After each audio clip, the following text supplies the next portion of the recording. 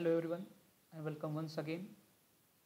From last 11 lectures, we are studying the numericals on this topic, that is moment of inertia. In this lecture also we are going to learn about one numerical. Okay, so in our 11th lecture, that is in our last lecture, we learned about the symmetric eye section, how to solve for the symmetric eye section.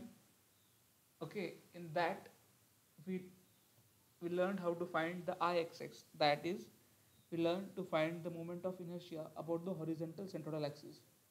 In this numerical or in this lecture also we are going to find the moment of inertia about horizontal centroidal axis only, but there is a slight difference.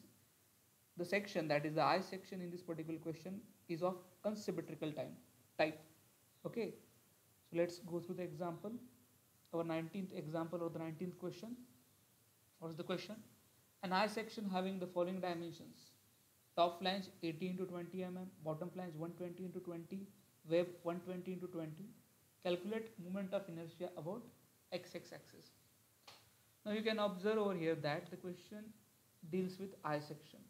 Okay, and the top flange is given, bottom flange is given, and wave is given. The dimensions for top flange and bottom flange are varying. Okay, they are not same over here. You will say that bottom flange and wave are equal, but that doesn't matter. When bottom flange and top flange are of equal dimensions, then and then only we are going to say that the given I section is of symmetric type. Else we are going to say that the given I section is of asymmetric type. Okay, why? Because the top flange measures 80 mm into 20 mm, while the bottom flange measures 120 into 20 mm. Okay, and the wave is 120 into 20. Now, as I have told you in our previous examples, for flanges, the first dimension is of horizontal nature, that is, it deals with the breadth, and the second one is of height or the depth. While for wave, it is different. The first deals with depth, and the second one deals with the breadth. Okay, so as you can see over here, 120 into 20, that is our bottom flange. So we have first drawn the bottom flange over here. 120 is the horizontal dimension and 20 is the vertical dimension. Then wave, it is also 120 into 20, but 20 is the horizontal and 120 is the vertical. And again top flange, that is 80 into 20, where 80 is horizontal dimension and 20 is the vertical dimension.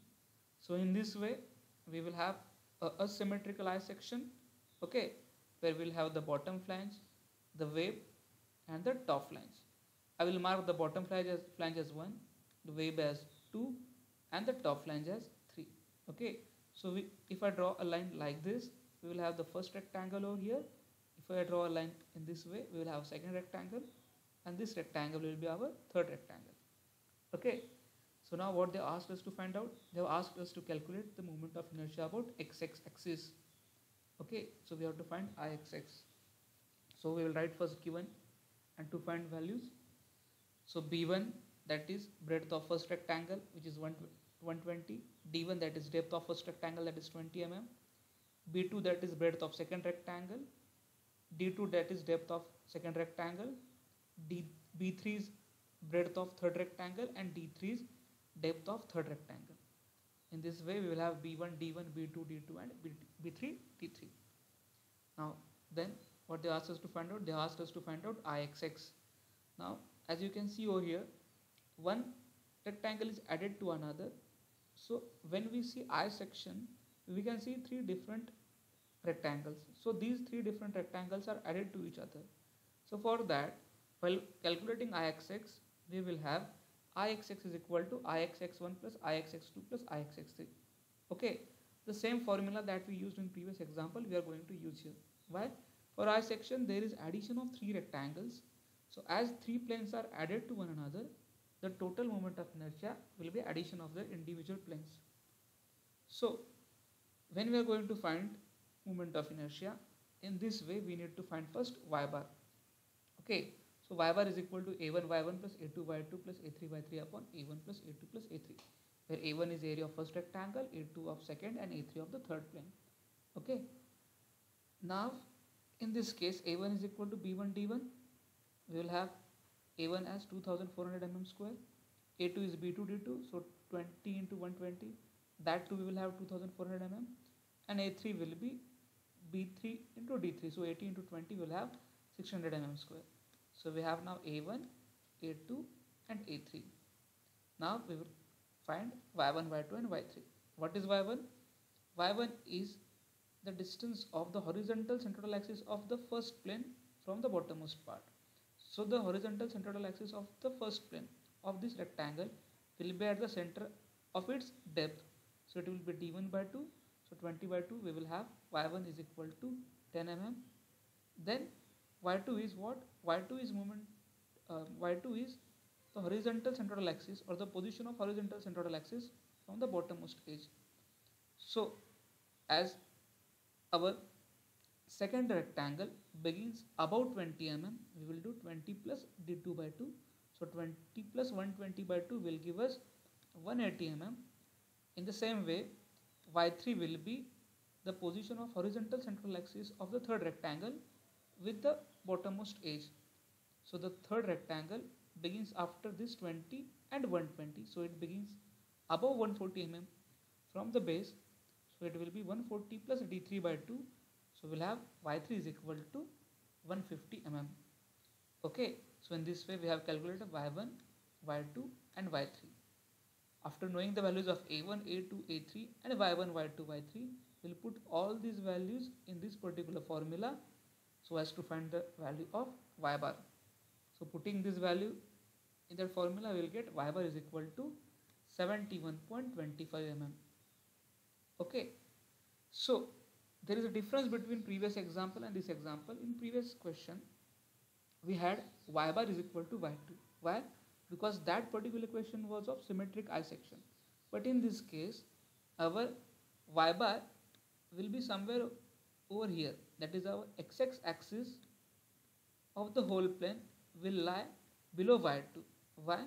Because we have found y bar as 71.25 while our y2 is 80 mm. So our y bar will be below this y2. So we'll have y bar over here. Okay. So now we have y1, y2, y3 and y bar. So all these axes are parallel to each other and this x-axis is parallel to all these three axes. So what we will do now, we will use the parallaxis theorem to find the values of ixx1, ixx2 and ixx3. So as we have learned in previous examples, what will be ixx1?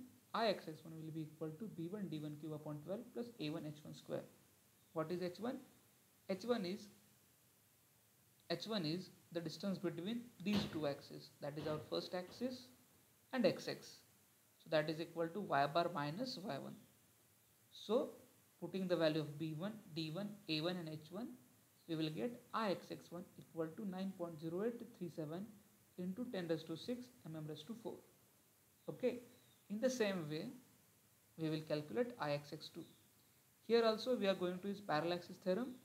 Now for ixx2, what ixx2 means? Ixx2 is moment of inertia of the second plane when taken about the xx axis. Okay, so while using parallaxis theorem for ixx2, our h2 will be the distance between xx and 2 or y bar and y2. So h1 will be equal to h2 will be equal to y bar minus y2. So our ixx2 will be equal to b2 d2 cube upon 12 plus a2 h2 square. Putting these values, what we get? We get ixx2 as 3.0367 into 10 raised to 6. Okay, so now we have ixx1 and ixx2. In the same way, we will find ixx3. So the value of ixx3 will be equal to b3 d3 cube upon 12 plus a3 h3 square. So what is h3 over here? h3 is the difference or the distance between our third axis and xx. So this is our h3. So this is our axis 3 3. This axis is our axis 3 3 and this is our axis xx. The distance between these two axes is our h3. So using that logic, h3 is equal to y bar minus y3. putting the values of B3, D3, A3 and H3, what we get? We get the value of Ixx3. So our Ixx3 is equal to 9.9758 into 10 raised to 6 mm raised to 4. So now we have Ixx1, Ixx2 and Ixx3. So using all these three values, what we can find? We can find the value of Ixx, where Ixx is addition of the individual terms, or Ixx is equal to Ixx1 plus Ixx2 plus Ixx3. Now again, you can observe one thing over here. In previous question, Ixx1 was equal to Ixx3. Why? The same reason. That is, the I section over there was a symmetric one, but in this case, the section is not symmetric, so our Ixx1 will not be equal to Ixx3. Please remember this. Okay, so for only symmetric sections, Ixx1 is equal to Ixx3, or for only symmetric I section, we will have Ixx1 equal to Ixx3, but for asymmetric section like this, we will not have Ixx1 equal to Ixx3. So putting the values of Ixx1, Ixx2 and Ixx3, we will get the value of Ixx as 22.1232 into 10 raised to 6 mm raised to 4. So this is our final answer. I hope you understood, okay, this particular question also. So I think we have done the majority of the part. So 19 questions were completed till now. Okay, so again, if you have any doubt relating to this question or the previous 18 questions, or any questions that you might have faced regarding this topic or the two topics that we already learned, you might post them to our Telegram channel. We are there to attend your questions. Okay, so that's all for today. Thank you.